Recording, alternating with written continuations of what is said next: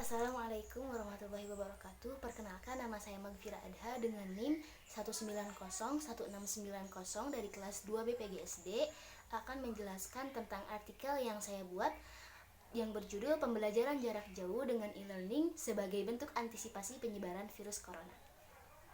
Kita tahu bahwa jumlah korban dari virus corona semakin hari semakin bertambah. Maka dari itu banyak aspek yang terkena dampaknya, bukan hanya ekonomi saja, akan tetapi juga dari bidang pendidikan. Maka dari itu pemerintah menyelenggarakan pembelajaran jarak jauh atau distance learning sebagai salah satu solusi bagi peserta didik dan guru untuk menjaga keberlangsungan kegiatan belajar mengajar. Munculnya internet juga mengubah pembelajaran dan pengajaran. Maka dari itu muncul berbagai portal aplikasi yang dapat diakses oleh semua siswa, seperti misalkan Edmodo, Spot, Spada, dan lain-lain. Tujuan dari artikel yang saya tulis adalah untuk mengetahui jalannya pembelajaran jarak jauh dengan e-learning, untuk mengetahui kelebihan dan kekurangan pembelajaran jarak jauh, untuk mengetahui kendala yang terjadi dalam pembelajaran jarak jauh dan cara mengatasinya, juga pentingnya pembelajaran jarak jauh sebagai bentuk antisipasi penyebaran virus corona. Manfaat dari penulisan artikel yang saya buat adalah menambah wawasan bagi penulis, yaitu saya dan pembaca, untuk menjadi bahan pertimbangan bagi dunia pendidikan bagi berjalannya pembelajaran jarak jauh dengan e-learning. Kita masuk ke pembahasan inti dari artikel. Alangkah lebih baiknya kita mengetahui dulu apa itu pembelajaran jarak jauh gitu. Pembelajaran jarak jauh adalah ketika proses pembelajaran tidak terjadinya kontak langsung secara tatap muka antara pembelajar dan pengajar. Komunikasi terjadi dua arah, dijembatani dengan media seperti video, televisi, komputer, internet, dan lain-lain. Lalu bagaimana asal-usul atau sejarah pembelajaran jarak jauh itu ada? Yaitu dengan ditandai adanya Open University atau universitas terbuka di Inggris yang menjadi salah satu pelopor pendidikan jarak jauh di dunia pada jenjang pendidikan tinggi, dan sekarang telah menjadi lembaga yang menyelenggarakan pembelajaran jarak jauh yang termaju di dunia. Di Indonesia sendiri sebetulnya sistem pembelajaran jarak jauh sudah ada sejak lama, yaitu sejak awal kemerdekaan, untuk mengisi kekosongan tenaga yang diperlukan untuk mempertahankan dan mengisi kemerdekaan. Lalu pada tahun 1950 pemerintah membentuk sebuah lembaga yang mendapat tugas untuk meningkatkan kemampuan pengajar dalam mengajar. Nah, seiring berjalannya waktu, lalu pemerintah pun menetapkan kebijakan GBHN untuk digunakannya radio dan televisi sebagai sarana untuk memeratakan pendidikan dan meningkatkan mutu pendidikan. Kita lanjut ke pembahasan mengenai pembelajaran jarak jauh dengan e-learning sebagai bentuk antisipasi penyebaran virus corona. Apa itu e-learning? E-learning merupakan teknologi informasi yang relatif baru di Indonesia. E-learning, singkatan dari electronic learning, merupakan istilah populer dalam pembelajaran daring yang berbasis internet dan intranet. E-learning menghasilkan proses pembelajaran yang efektif dengan cara menggabungkan materi secara digital dengan dukungan dan layanan dalam belajar. Umumnya kegiatan belajar mengajar menggunakan e-learning itu dilakukan outdoor atau di luar ruangan kelas. Hal ini dikarenakan kelebihan dari e-learning itu sendiri yang mampu melaksanakan kegiatan pembelajaran di kapanpun dan dimanapun tanpa dibatasi oleh ruang, waktu, dan tempat selagi masih tersambung dengan internet. Oleh karena itu, syarat utama dari pembelajaran e-learning adalah peserta harus mengerti bagaimana cara mengoperasikan komputer dan interaksi dengan sambungan internet. Karena proses pembelajaran mulai dari diskusi dengan pengajar atau sesama peserta, latihan soal, atau bahkan ujian akhir itu dilakukan secara daring. E-learning mempermudah interaksi antara peserta didik dengan bahan materi pelajaran. Demikian juga interaksi antara peserta didik dan guru atau dosen maupun antar sesama peserta didik. Peserta didik dapat saling berbagi informasi atau pendapat mengenai suatu bahan pelajaran atau bahkan kebutuhan pengembangan diri peserta didik itu sendiri. Guru atau instruktur atau dosen dapat memberikan bahan materi atau tugas-tugas yang harus dikerjakan oleh peserta didik, dan peserta didik dapat mengakses tugas-tugas tersebut di dalam web. Secara lebih rinci, manfaat dari e-learning dapat dilihat dari dua sudut. Yang pertama dari sudut peserta didik. Kegiatan e-learning dimungkinkan berkembangnya fleksibilitas belajar yang lebih tinggi. Artinya, peserta didik dapat mengakses bahan materi atau bahan pelajaran secara berulang-ulang dan setiap saat. Peserta didik juga dapat berkomunikasi dengan guru dan dosen di setiap saat. Ketika fasilitas infrastruktur tidak hanya tersedia di daerah perkotaan saja, tetapi juga telah menjangkau di daerah pedesaan, maka e-learning akan memberikan manfaat bagi siswa-siswa yang belajar di sekolah terpuruk di daerah pedesaan untuk mendapatkan bahan materi yang mungkin mereka tidak dapatkan di sekolah mereka. Manfaat lainnya dari e-learning dari sudut peserta didik, yaitu peserta didik bisa mengikuti program pendidikan keluarga di rumah atau yang biasa disebut dengan homeschoolers. Atau bagi mereka yang memiliki fobia dengan keramaian di sekolah, yang putus dari sekolah tapi mereka masih memiliki semangat untuk melanjutkan pendidikannya, atau mereka yang terbiasa sebagai peserta didik pasif dengan menggunakan e-learning sebagai media pembelajaran, mungkin mereka akan menjadi peserta didik yang aktif.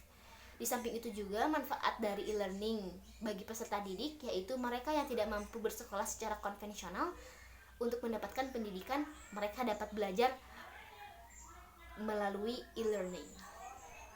Lalu dari sudut guru atau dosen adalah dapat lebih mudah melakukan pemutakhiran bahan-bahan belajar yang menjadi tanggung jawabnya sesuai dengan tuntutan perkembangan keilmuan yang terus terjadi.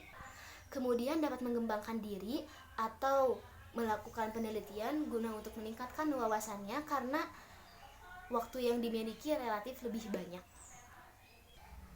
Juga dapat mengontrol proses kegiatan belajar peserta didik. Bahkan guru atau dosen dapat mengetahui peserta didiknya belajar, topik apa yang dipelajari, berapa lama topik tersebut dapat dipelajari, terus juga serta berapa kali topik tersebut dapat dipelajari.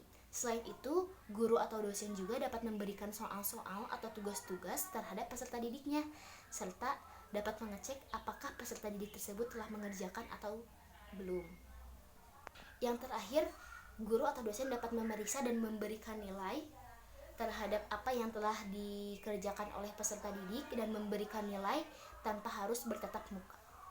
Beberapa kelebihan e-learning sebagai media pembelajaran jarak jauh. Yang pertama adalah tersedianya fasilitas e-moderating, di mana peserta didik dan pengajar dapat berkomunikasi secara mudah melalui fasilitas internet tanpa dibatasi oleh jarak, ruang, dan waktu. Yang kedua, peserta didik dapat belajar atau mereview bahan pelajaran setiap saat dan di mana saja jikalau diperlukan. Yang ketiga, bila peserta didik memerlukan tambahan informasi berkaitan dengan bahan yang dipelajarinya, ia dapat melakukan akses di internet secara mudah. Manfaat kelebihan yang keempat adalah baik peserta didik maupun pendidik dapat melakukan diskusi melalui internet yang dapat diikuti oleh jumlah peserta didik yang banyak, sehingga menambah ilmu pengetahuan dan wawasan yang lebih luas. Dan yang terakhir, berubahnya peran peserta didik dari yang biasanya pasif menjadi lebih aktif dan lebih mandiri. Walaupun demikian, proses pembelajaran jarak jauh tidak terlepas dari berbagai kekurangan, antara lain kurangnya interaksi antara pendidik dan peserta didik atau bahkan antar sesama peserta didik. Kurangnya interaksi ini akan memperlambat terbentuknya nilai dalam proses pembelajaran. Yang kedua, kecenderungan mengabaikan aspek akademik atau sosial. Yang ketiga, proses pembelajaran cenderung ke arah pelatihan bukan pendidikan. Dan yang keempat, peserta didik yang tidak mempunyai motivasi belajar akan cenderung gagal. Masih banyak permasalahan yang menjadi tantangan dan kendala dalam mengimplementasikan pembelajaran jarak jauh dengan e-learning di Indonesia, antara lain minimnya ketersediaan akses dan jaringan telekomunikasi di daerah-daerah terpencil. Selanjutnya, harga koneksi internet masih relatif mahal, lalu juga rendahnya keterampilan teknologi informasi dan komunikasi yang dimiliki oleh peserta didik dan pendidik, lalu juga kebiasaan mencontek atau copy paste dari peserta didik ketika mengerjakan tugas yang diberikan oleh pendidik. Lalu juga belum adanya teknologi yang dapat melakukan pemeriksaan kehadiran. Untuk mengatasi berbagai kendala permasalahan tersebut, ada beberapa cara yang dapat dilakukan. Antara lain, yang pertama, harus ada pemerataan akses dan jaringan telekomunikasi di berbagai daerah terpencil. Walaupun sudah ada upaya dari pemerintah, namun belum semua daerah dapat merasakan manfaatnya. Yang kedua adalah, kemudian sebaiknya setiap lembaga pendidikan memberi subsidi kepada para pelajar untuk dapat mengakses jaringan internet. Selanjutnya, perlu adanya pelatihan bagi guru dan peserta didik dalam mengakses teknologi informasi dan komunikasi. Dan yang terakhir, membiasakan untuk menghilangkan kebiasaan kopas atau meniru saat mengerjakan tugas yang dikumpulkan dalam bentuk media digital, dengan pemberian sanksi terhadap para pelaku kopas dan penanaman minat kepada setiap peserta didik untuk membaca atau mencari sumber-sumber referensi lainnya. Dalam menjalankan pembelajaran jarak jauh, berikut ada beberapa cara efektif dalam belajar selama pembelajaran jarak jauh. Yang pertama adalah tetapkan manajemen waktu. Atur waktu dalam belajar secara teratur. Misalkan, kerjakan dengan fokus tugas yang diberikan oleh guru atau dosen. Yang kedua adalah persiapkan teknologi yang dibutuhkan, misalkan gawai, komputer, atau tablet. Yang ketiga adalah jaga komunikasi dengan pengajar atau rekan kelas, karena mungkin dari kita ada yang belum terbiasa untuk menggunakan e-learning sehingga mereka harus menyesuaikan diri. Nah, jadi itu tadi pembahasan yang bisa saya sampaikan. Jadi kesimpulannya adalah e-learning memungkinkan siswa untuk tetap menimba ilmu tanpa harus menghadiri kelas. E-learning dalam situasi pandemi corona ini dimanfaatkan sebagai media pembelajaran jarak jauh guna untuk mengantisipasi penyebaran virus corona. Banyak sekolah yang telah menerapkan e-learning dalam pembelajaran jarak jauh dengan mengakses aplikasi melalui gawai yang peserta didik miliki. Meski e-learning telah diterapkan, namun banyak sekolah yang terhambat dalam melaksanakannya dikarenakan faktor internet yang belum menjangkau ke daerah-daerah terpencil. Maka dari itu, saya menyarankan untuk pemerintah membangun kerjasama dengan berbagai pihak agar semua lapisan masyarakat menikmati akses layanan internet supaya mereka bisa tetap belajar meski dalam situasi pandemi corona ini. Sekian penjelasan dari saya, semoga bermanfaat. Wassalamualaikum warahmatullahi wabarakatuh.